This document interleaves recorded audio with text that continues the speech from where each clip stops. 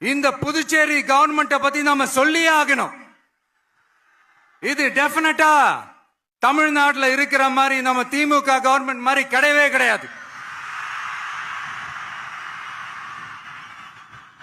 ஏன்னா வேற ஒரு அரசியல் கட்சி நடத்துற நிகழ்ச்சியாகவே இருந்தாலும் அந்த நிகழ்ச்சிக்கு தன்னெழுச்சியா வர நம்ம மக்களுக்கு பாதுகாப்பு கொடுத்து பாரபட்சமே காட்டாம இந்த கவர்மெண்ட் நடந்துகிட்டு இருக்கிறாங்க.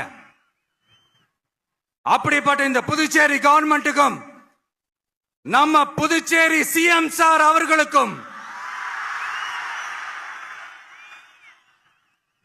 இந்த நேரத்தில் என்னுடைய மனப்பூர்வமான நன்றிகளை தெரிவிச்சுக்கிறேன். இத பார்த்தாவது தமிழ்நாட்டில் இருக்கிற அந்த திமுக கவர்மெண்ட் கத்துக்கிட்டா நல்லா இருக்கும்.